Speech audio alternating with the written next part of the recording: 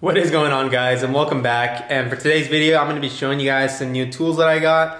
We're going to be doing an oil change on the Accord, and we're possibly going to be changing out some of the wheel studs. So hopefully you guys have enjoyed these videos. I've been putting more work into them now that we got the garage. And as you guys know, this is the first time I've owned my own garage, I don't have my own tools. So I'm going to show you guys some of the tools that I'm buying. Some of these ones I actually got on a good price, a good sale, just because, as you guys know, Black Friday is coming up, so we have a tons of stores nearby that are running deals. So I couldn't resist, had to buy a couple of these just because eventually I would buy them. So I might as well figured save a couple extra bucks and buy them now. Hopefully you guys enjoyed today's video, and let's get started.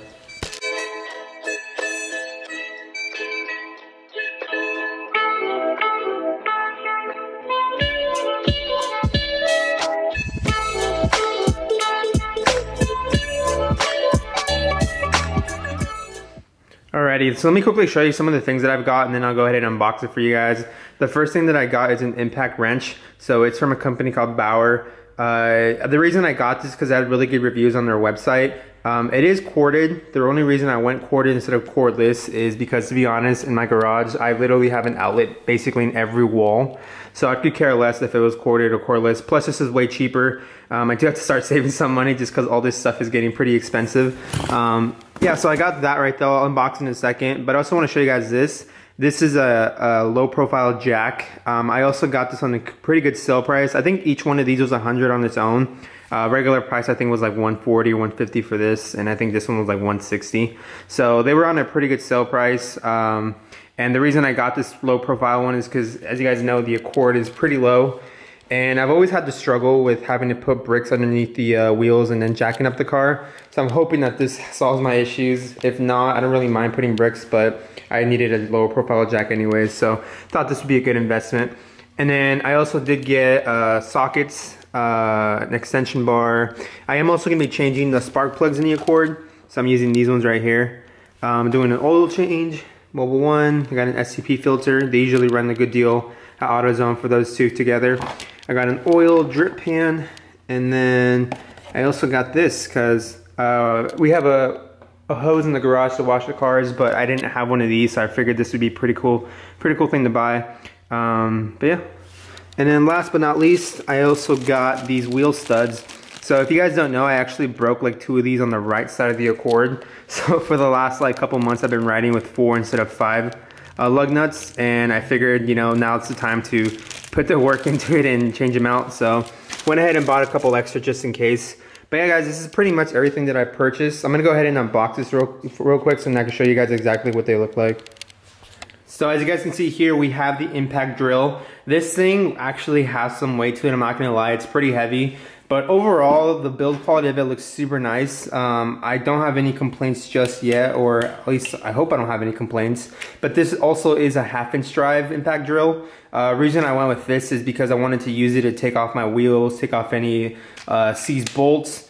And then the setup for this is also pretty easy. You have a forward and then you have a reverse. And then you have your power cord right here. So like I said, this is a corded one, not a cordless. The next closest thing that I found that can do almost exactly that what this corded one could do that was cordless was going for about like $30 or $40 more just for the tool. That didn't include the batteries or the charger. So as you can see, this for what I think I purchased this, and for what I need it for, I think I made a pretty good purchase because I could care less for the corded, and I didn't want to spend any more on the battery and the charger for it. And then over here we got a 2-ton low profile jack. Company from Pittsburgh called Pittsburgh, I believe.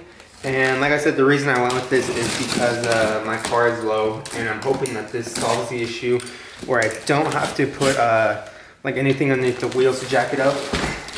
So first things first is we got the owner's manual. We got a big bar right here, and this is the second piece that goes to it. And then we have the jack itself right here. So as you guys can see right here, we have the jack itself.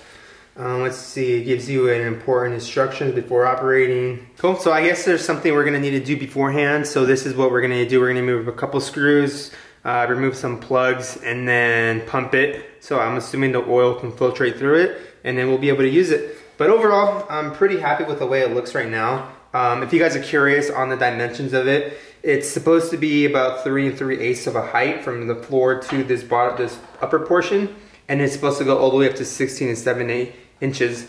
So more than probably what I need. The next thing I actually need to buy is this right here, which unfortunately with the store I went to didn't have any jacks in stock. So that's gonna be my next purchase. And then this also does have a maximum capacity of about 4,000 pounds. Alright guys, so moment of truth, we're gonna go ahead and try to slide this jack underneath. I'm really hoping I don't have to put the bricks underneath the tires because that would be annoying.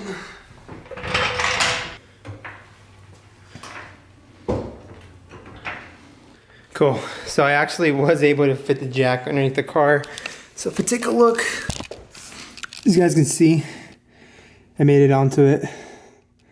So overall, I mean, I just got to give myself some more room because I kind of ran out of room back there, but as you see, it works. It's on there, right? So, but next thing we're going to try out is this impact drill right here.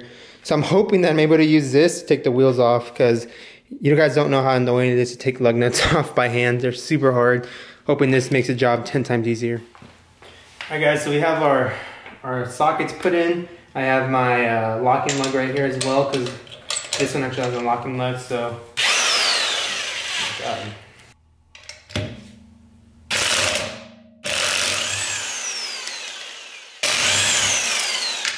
Oh my God, alright.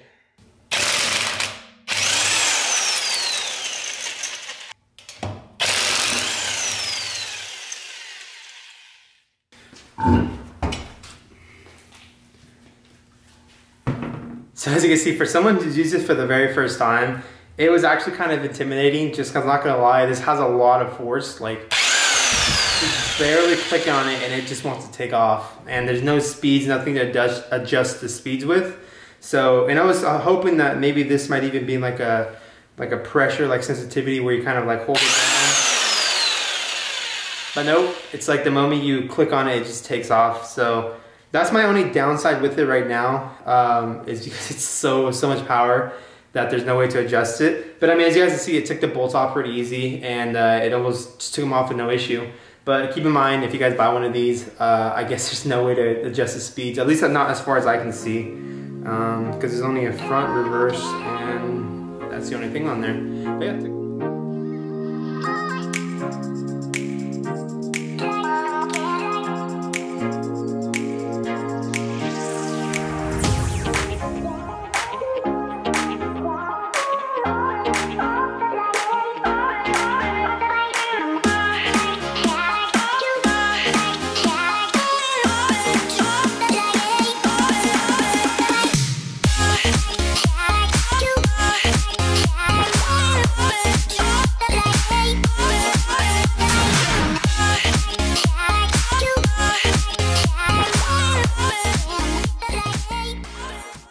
So as you guys can see, I got the oil pan underneath the car. I went ahead and drained out all the oil. I also had and went and changed out the oil filter. Luckily, it wasn't too hard to take off, so I was able to do it by hand. And now I put the new one on. And before we finish it off here, we're gonna go ahead and put the thread or this bolt back on. But before we do that, we're gonna use some of this thread sealant tape to go ahead and give it more of a secure fit in there. I usually do like 2 or 3 little spins just to give it a tighter fit. You don't have to use too much. Just like that. So like I mentioned earlier, we're going to go ahead and change out the spark plug as well, but in order to do that, we got to remove these bolts right here. So we're going to go ahead and use an Allen wrench. Now, depending on which model you have, I have the V6, but if you have the i4, you're going to have 4 of these. But for me, I'm going to have 6 of these. So I have 3 in the front and 3 on the back for the coil packs. So I'm going to go ahead and just remove this bolt right here using a 6mm. And then from there, we're going to use, I believe it should be like a 5/8 socket removal bolt. So as you can see, these are pretty easy to take off. So once you get the bolts out, you're gonna go ahead and you're gonna have to pull this off. So there's like a pressure clip right here that holds it in. So you're just gonna pop that off just like that. And then this whole piece comes out. So now you're gonna use it's a 5/8 spark plug socket removal. I'm gonna use an extension bar as well, just because it is a little longer. And we're gonna go ahead and pull this bolt out, or this spark plug out.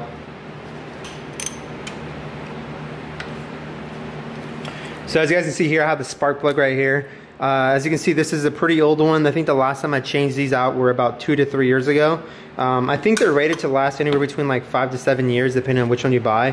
But we're gonna go ahead and change these out just because I like to make sure that all the stuff in my car is up to date. So this is what the new one's gonna look like right here. So as you can see, this is the new one right here, and this is the old one. So these ones actually, depending on where you buy them from too, they already come like measured out. So for me, I don't have to do anything else but pop them back in. But just make sure that you ask wherever you buy them from if they're already to the correct measurement depending on what your car uses. And then the cool thing about this socket right here, it's the magnetic one. So it just goes right back in there. We're just gonna pop it back into place. Cool, so it was as simple as you can see. So now we're gonna go ahead and pop this one back in and do the same thing for the rest of the 5 ones that are left.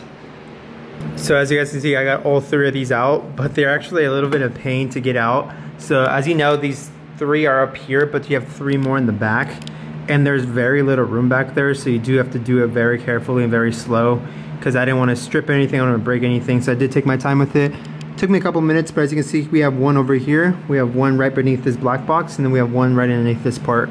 So if you guys are going to be changing out your spark plug, just know that you have V6, you have 3 more in the back, and they're a little bit of a pain to get out, so make sure to take your time. Cool, so I went ahead and replaced all the spark plugs, and now I'm going to go ahead and refill the oil.